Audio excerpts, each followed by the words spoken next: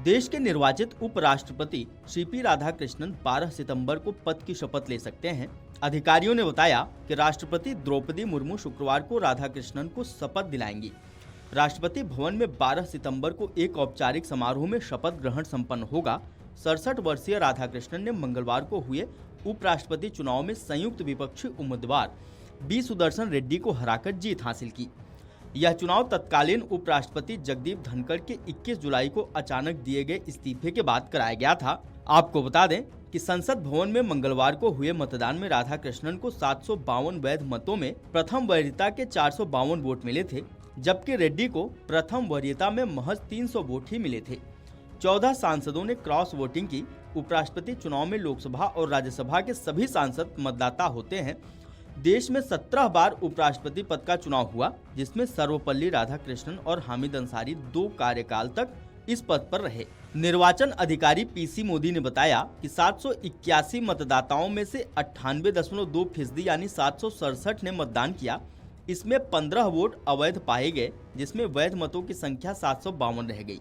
वहीं एक डाक मत को रद्द घोषित कर दिया गया, क्योंकि संबंधित सांसद ने वोट डालने से इनकार किया है। उपराष्ट्रपति चुनाव के लिए निर्वाचक मंडल में कुल 788 सदस्य होते हैं। इनमें से 245 राज्यसभा से और 543 लोकसभा से हैं। राज्यसभा के 12 मनोनीत सदस्य भी चुनाव में मतदान करने के पात्र होते हैं, लेकिन वर्तमान में निर्वाचक मंडल की संख्या 781 है, क्योंकि राज्यसभा में 6 और लोकसभा में 1 सीट खाली है।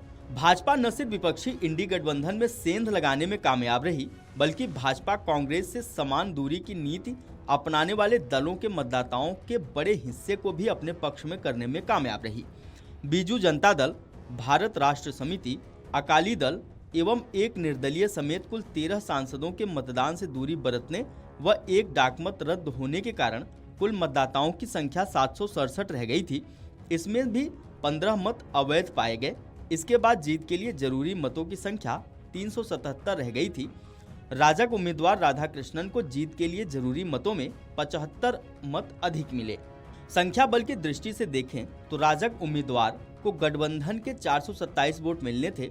इसके अलावा आंध्र प्रदेश की वाईएसआरसीपी के 11 सांसदों ने राजग उम्मीदवार का समर्थन किया।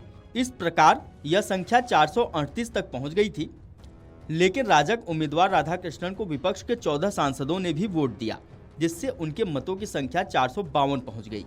जहां तक अवैध मतों का सवाल है, अब तक यह स्पष्ट नहीं हो पाया है कि ये मत किस गठबंधन से जुड़े सांसदों के थे।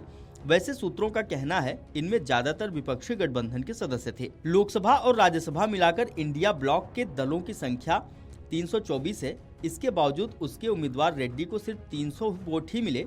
अगर 14 क्रॉस वोटिंग वालों को हटा दें तो जाहिर है कि अवैध घोषित होने वाले 10 मत निश्चित रूप से विपक्षी सांसदों के थे।